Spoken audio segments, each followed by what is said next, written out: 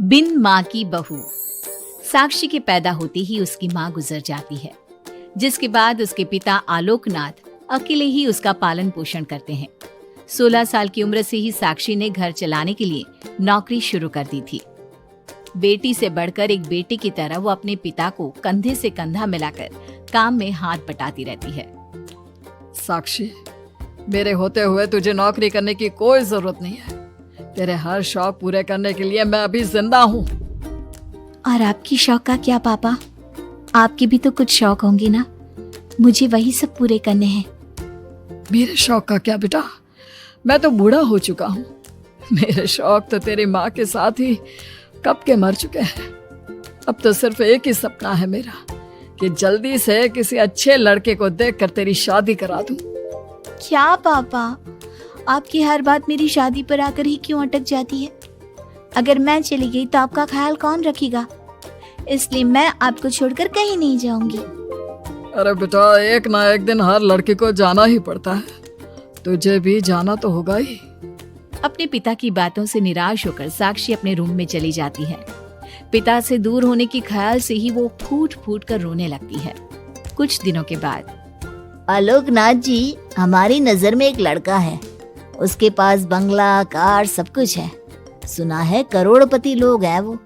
आप कहे तो आपकी बेटी के लिए बात करूं? अरे लेकिन हमारे इतने बड़े परिवार में अपनी बेटी ब्याहने की हैसियत नहीं है। उन सब की चिंता मत कीजिए। उन लोगों को दहेज वगैरह कुछ नहीं चाहिए। वो लोग तो सिर्फ अपने परिवार के लिए गुणी और संस्कारों से परिपूर्ण बहू चाहते हैं। अगर ऐसी बात है तो आप उन लोगों से मेरी बेटी के बारे में बात कीजिए। मेरी बेटी में वो सभी गुण हैं जो वो अपने परिवार की बहू के लिए चाहते हैं। इस तरह वो साक्षी का रिश्ता लेकर अर्जुन नाम के लड़के के परिवार के पास जाता है। साक्षी की फोटो देखकर लड़के वाले उसे झट से पसंद कर लेते हैं, जिसके बाद अर्जुन के परिवार वाले साक्षी को देखने उसके घर पहुंचते हैं। आलोकनाथ जी, हमें तो आपकी लड़की फोटो में ही पसंद आ गई और फिर भाई साहब ने आपकी लड़की की तारीफ भी बहुत की है। अब तो बस आप हमें उससे मिलवा ही दीजिए। साक्षी बिटिया, बाहर आना तो। साक्षी।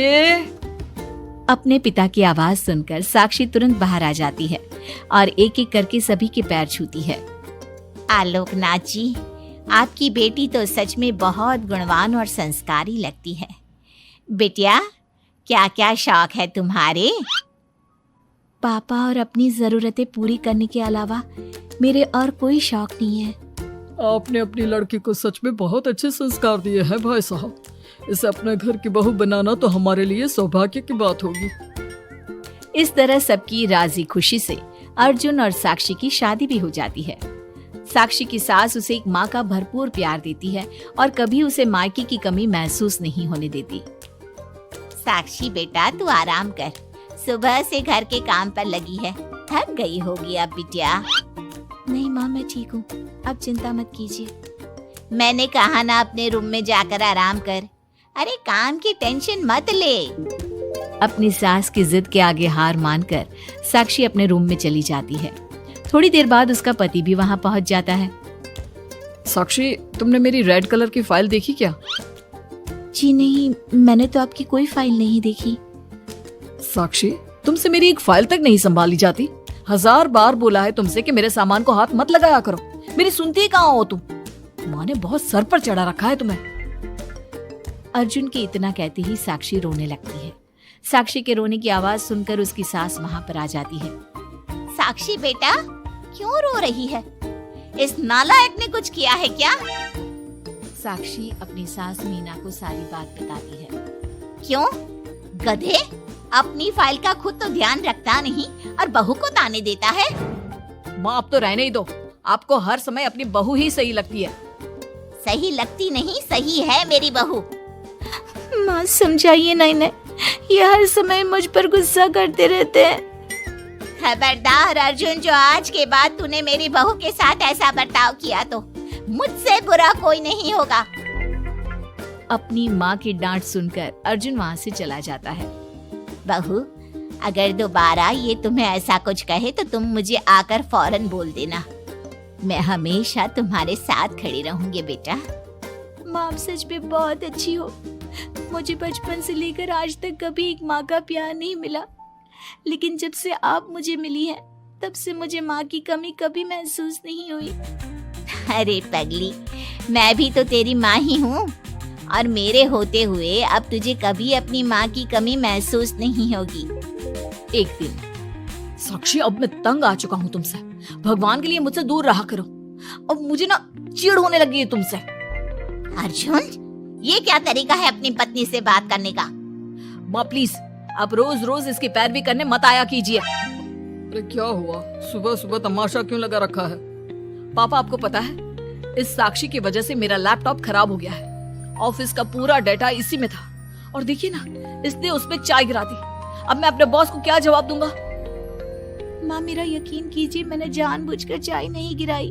मैं तो इन्हें दे रही थी चाय, लेकिन इन्होंने ही ठीक से नहीं पकड़ी। अच्छा, तब इसमें भी मेरी ही गलती है। वाह साक्षी वाह। अर्जुन, तू बहू पर इतना क्यों भड़क रहा है? अब जो हो गया सो हो गया। सुन लेना ऑफिस में थोड़ी सी डांट।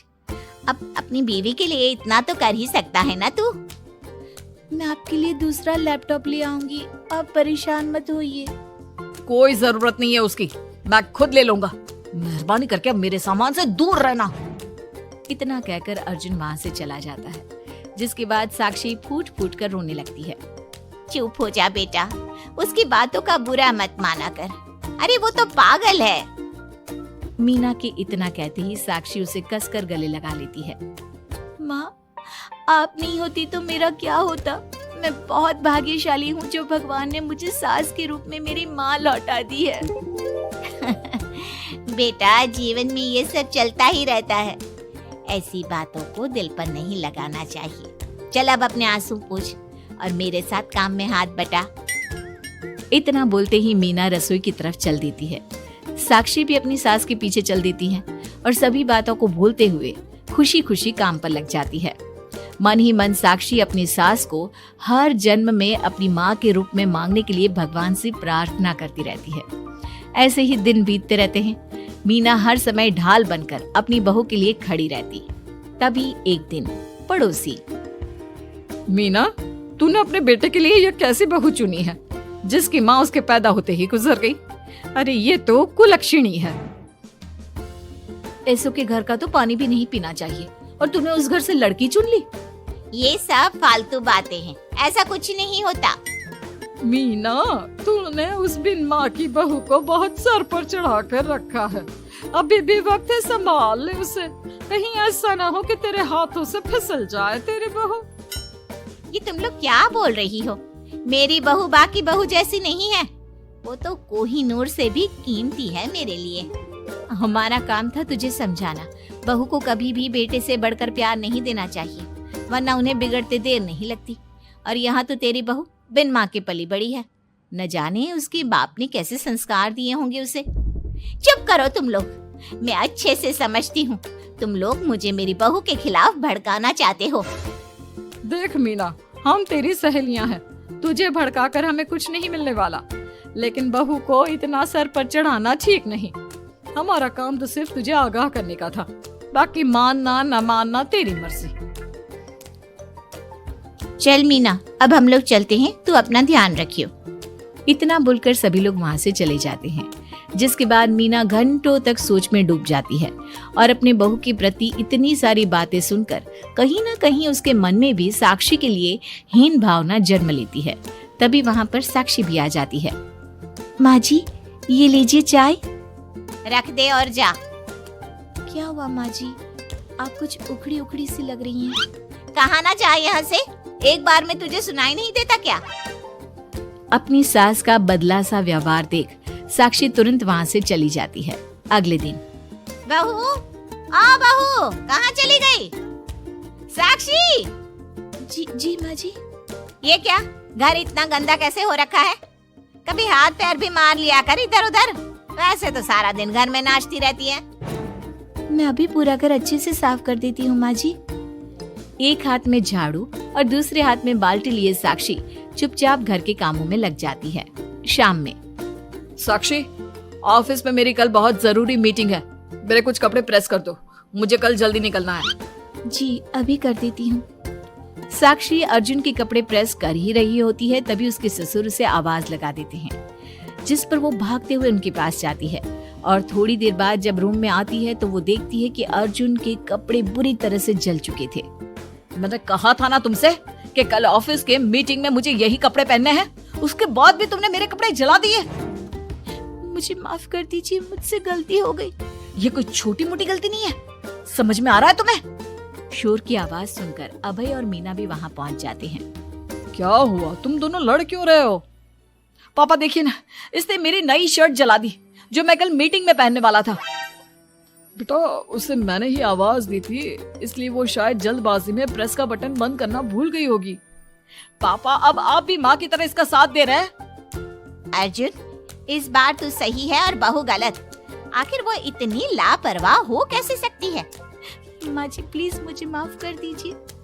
अब तुम्हारी सजा ये है कि अभी और इसी वक्त तुम मेरे बेटे के लिए हूबहू ऐसी ही शर्ट ढूंढ कर ले आओ। जाओ। तुम्हारा दिमाग खराब हो गया है क्या? इस समय कहाँ जाएगी हमारी बहू? और अब तो सारी दुकानें भी बंद होने वाली होंगी। अगर दुकानें बंद हो भी गई होंगी तो उसे खुलवाकर मेरे बेटे के लिए शर्ट लेकर आओ।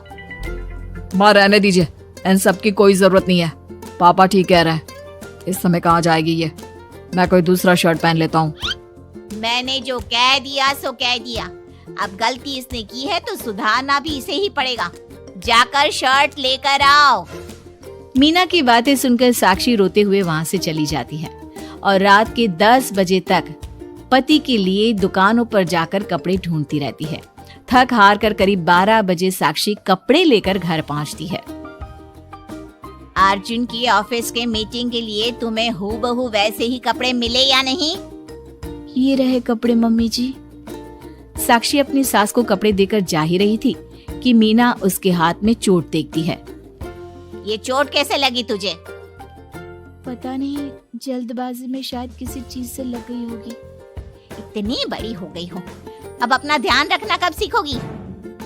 आप तो जानती ही हैं माँ, मैं बिन माँ की पली बड़ी हूँ।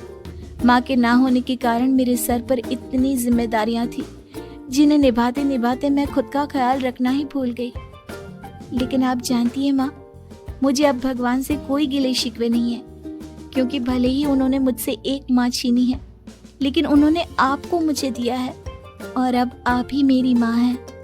इतना कहकर साक्षी माँ से चली जाती है। साक्षी की बातों को सुनकर मीना को भी अपने कहे और अपनी गलतियों पर पछतावा होने लगता है, इसलिए वो बिना खाए पिए ही सो जाती है। अगले दिन, माँ जी कल का सारा खाना तो ऐसे ही पड़ा है, आपने अच्छे से खाना नहीं खाया था क्या? मुझे भूख नहीं थी कल। साक्षी अपनी सास के दर्द को समझ जाती है और उसका हाथ पकड़ते हुए कहती है, चलिए माँ जी, मैंने आपके लिए आपकी फेवरेट छोले भटूरे बनाए हैं। आपने कल रात से कुछ नहीं खाया था ना, इसलिए सुबह उठते ही मैंने पहले आपके लिए खाना बनाया है। खाना तो तूने भी नहीं खाया होगा ना, चल जाकर पहले तू खा ले। माँ जी क्या हम साथ बैठकर खाना नहीं खा सकते प्लीज? बहुत दिन हो गए हैं। साक्षी के इस तरह बोलने से मीना का दिल पिघल जाता है और वो मान जाती है। साक्षी मीना के लिए खाना लगाती है, जिसका पहला निवाला मीना अपनी बहू को खिलाती है।